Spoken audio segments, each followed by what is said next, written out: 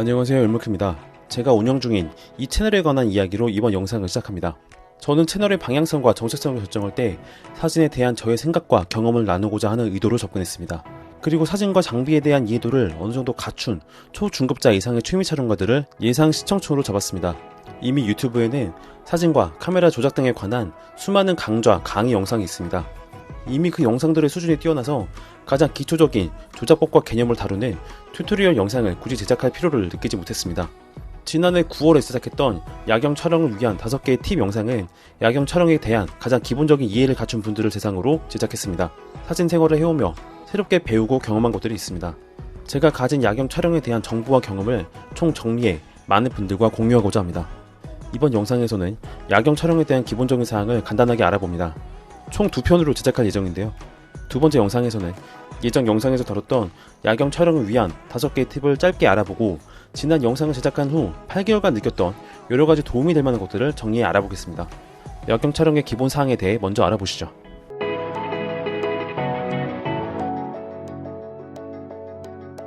야경 촬영은 특수한 장비가 필요하지 않습니다.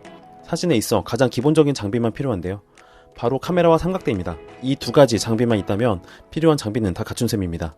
야경 촬영은 셔터를 수초 이상 열어서 촬영하는 일명 장노출 촬영을 기본으로 합니다. 야간에는 빛이 굉장히 적기 때문에 셔터를 여는 시간이 굉장히 길어야 하는 건데요. 또한 넓은 범위를 또렷한 화질로 담아야 하기 때문에 조리개를 조여서 촬영합니다.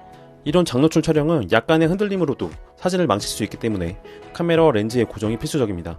첫째로 카메라를 고정할 수 있는 삼각대가 필요하고, 둘째로 수동 기능을 지원하는 카메라가 필요합니다. 수동 기능을 지원하는 카메라는 무엇이든 괜찮은데요. 필름 카메라부터 디지털 카메라, 스마트폰 카메라 이르기까지 조리개와 셔터 스피드를 조정할 수 있다면 그 어떤 카메라도 장노출 야경 촬영을 찍을 수 있습니다. 삼각대와 카메라를 갖췄다면 야경 촬영 준비를 끝낸 셈입니다. 렌즈 교환용 카메라를 사용한다면 한 가지 선택이 더 남아있는데요. 바로 렌즈의 선택이겠죠. 일반적인 장노출 야경 촬영의 경우 렌즈의 밝기는 그다지 중요하지 않습니다. 조리개를 일정 수준 이상으로 조여 촬영하기 때문에 어떤 렌즈를 쓰더라도 만족스러운 결과물을 얻을 수 있습니다. 렌즈의 모델마다 화질이 가장 좋아지는 조리개 값이 다릅니다. 하지만 야경 촬영을 위해 사용하는 조리개 구간인 f9에서 f10 사이에서 대부분의 렌즈로 만족스러운 결과물을 얻을 수 있습니다. 렌즈의 가격이나 상중 하급의 금나누기를 선택하기보다는 렌즈의 초점거리를 고려해 선택해 야경 촬영에 사용하는 것이 좋습니다. 야경 촬영이라고 해서 관광 렌즈만 사용하라는 법은 없는데요. 예를 들어 산에 올라 도시의 야경을 촬영한다면 사진으로 담을 도시가 굉장히 멉니다. 관광 렌즈로 도시의 야경을 찍을 경우 피사체가 되는 도시의 야경이 너무 멀고 작게 담길 수 있습니다. 촬영 장소와 촬영가의 취향에 따라 광각, 표준, 망원 렌즈를 바꿔가며 쓸 수 있습니다. 하지만 다수의 관광 렌즈를 휴대하는 것은 무게 부담이 상당하고 렌즈를 바꿔가며 촬영하는 것도 상당히 번거로운 일입니다. 조리개를 조여 촬영하는 야경 촬영에서는 줌 렌즈를 사용한다고 해도 화질의 손상이 크지 않습니다. 다수의 단렌즈보다는 한 개 줌 렌즈를 사용하는 것이 훨씬 경제적이고 다양한 화각의 사진을 찍을 수 있는 방법입니다.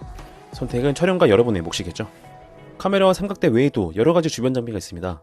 촬영 버튼을 직접 누르지 않고 촬영할 수 있는 릴리즈라는 제품입니다.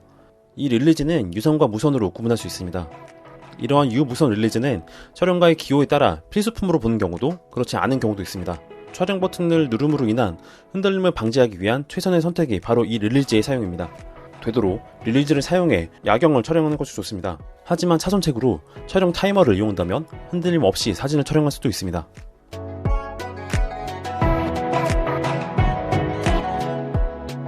야경을 촬영할 때는 주로 M모드를 사용합니다. 사진의 3대 요소인 조리개, 셔터 스피드, ISO 값을 임의로 조정하여 촬영하기 때문인데요. 일반적으로 야경 촬영은 풍경 촬영으로 볼 수 있고 넓은 범위의 풍경을 담아야 하기 때문에 심도가 깊어야 합니다. 심도가 깊다는 말은 초점의 흐림 없이 모든 영역이 또렷하게 사진에 담긴다는 뜻이죠. 야경 촬영은 기본적으로 조리개를 조인 상태로 촬영을 하는 것을 전제합니다. 야경 촬영 시 조리개의 개방 정도는 정해진 값이 있지 않습니다.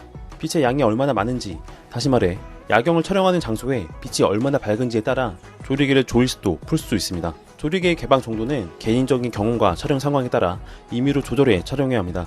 저는 일반적인 도심지의 야경을 촬영할 때 f8 이상으로 조이고 촬영합니다. 하지만 너무 밝게 개방을 촬영한다면 빛이 과다해서 새하얀 사진 찍힐 수도 있고, 조리개를 너무 조여서 촬영한다면 렌즈에 따라 회전 현상이 발생해서 사진의 화질이 떨어질 수도 있습니다. 그리고 이 조리개 값은 야경 촬영 시 빛의 갈라짐과 보케의 크기, 모양에도 영향을 끼칩니다. 이런 미적 표현에 대한 조리개 설정은 후에 다시 다뤄보겠습니다. 셔터 스피드는 야경 촬영 시 표현에 있어 큰 영향을 미칩니다. 셔터가 열려있는 시간을 결정하기 때문에 이미지 센서가 빛을 얼마나 오랜 시간 받아들일지를 결정합니다. 조리개값과 셔터 스피드가 모두 사진에 담기는 빛의 양에 관여하는데요. 좀 더 쉽게 구분하자면 조리개 값은 화질과 원근감에 영향을 끼치고 셔터 스피드는 빛의 흔적에 영향을 끼칩니다. 예를 들어 도로로 달리는 자동차를 촬영해 빛의 궤적을 담고자 한다면 이 셔터 스피드가 아주 중요합니다. 셔터 스피드가 길수록 더 길고 선명한 빛의 궤적을 담을 수도 있기 때문인데요. 별 사진을 예로 든다면 일정 시간 이상 조리개를 열고 촬영했을 때 별의 궤적이 사진에 담기게 됩니다. 셔터 스피드 역시 이상적으로 정해진 값은 없습니다. 이 역시 야경 촬영지의 상황과 촬영자의 의도에 따라 임의로 변경하여 촬영해야 합니다. 야경 촬영 시 ISO 값은 확장 감도가 아닌 일반 감도에서 가장 낮은 값으로 설정하는 것이 좋습니다. 빛이 극히 적은 환경이라면 빛을 받아들이는 민감도를 결정하는 ISO 값을 어느 정도 높여 촬영하는 것이 좋습니다. 하지만 장노출을 이용한 야경 촬영 시에는 ISO 값을 높일 경우 일반적인 촬영에 같은 값의 ISO 수치보다 더 많은 노이즈를 담게 됩니다. 보통 ISO 값 100으로 촬영을 진행합니다. 이는 카메라에 따라 그 정도가 다르지만 보다 맑고 선명한 사진을 얻기 위해서는 낮은 수치의 ISO 값으로 촬영하는 것이 좋습니다. 하지만 ISO 값 역시 앞서 알아보았던 조리개, 셔터 스피드와 같이 촬영 환경에 따라 임의로 그 값을 바꿔가며 촬영해야 합니다. 결국 야경 촬영에 있어 사진의 3대 요소인 조리개, 셔터 스피드, ISO 값은 정해진 세팅이 존재하지 않습니다. 하지만 넓은 풍경을 고르고 좋은 화질로 담기 위해 조리개는 조이고 빛의 양을 확보하기 위해 셔터 스피드는 긴 시간 열어두며 맑고 또렷한 사진을 얻기 위해 ISO 값은 되도록 낮게 설정하는 것이 가장 기본적인 촬영 세팅입니다. 야경 촬영할 때는 사진 파일의 포맷을 결정하는 것 역시 중요합니다. 저는 야경 촬영을 할 때는 되도록 로우 포맷으로 설정하는 것을 추천합니다. 로우 포맷으로 촬영할 경우 후보정을 통해 결과물을 크게 바꿀 수 있습니다. 너무 어둡게 촬영되었거나 너무 밝게 찍혔더라도 로우 포맷으로 촬영한 사진이라면 보정을 통해 살려낼 수 있는 가능성이 높아지는 것이죠. 사진의 밝기뿐 아니라 색감을 조정할 때도 훨씬 용이합니다. 로우 포맷으로 촬영하는 것은 여러모로 장점이 많습니다. JPG 포맷으로 촬영하는 건 역시 나쁜 방법은 아닌데요. 여러 장의 사진을 촬영하고 하나의 사진으로 합성해서 밝은 곳과 어두운 곳의 차이를 줄여주는 HDR 촬영 기법이 있습니다. 하지만 저는 이 방법을 사용하지 않고 로우 파일로만 촬영하기 때문에 깊이 다루지는 않겠습니다. 야경을 촬영하려면 조리개 값과 셔터 스피드, ISO 값을 설정하기 위해 설정 다이얼을 드르륵 하며 한참 동안 돌려야 합니다. 상당히 귀찮은 과정인데요.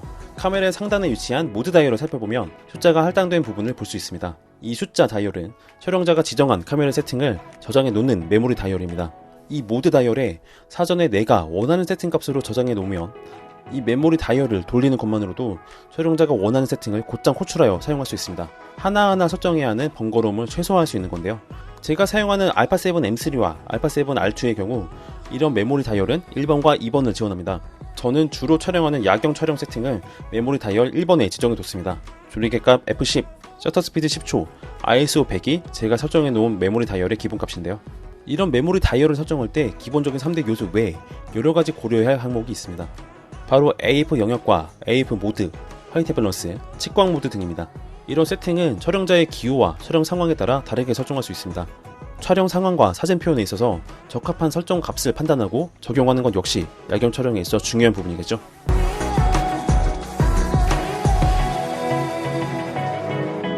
장노출을 이용한 야경 촬영은 그 어디서도 찍을 수 있습니다. 집의 베란다에서도 찍을 수도 있고 집 앞 찻길에서 출근할 때 건너는 사거리에서도 찍을 수 있는 것이 바로 야경 사진입니다.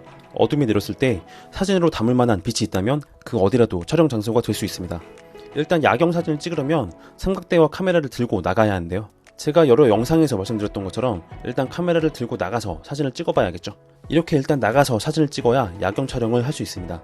그런 의미에서 집 근처의 도로변이나 높은 건물에서 내가 살고 있는 동네의 밤풍경을 찍는 것이 야경 촬영의 좋은 출발입니다.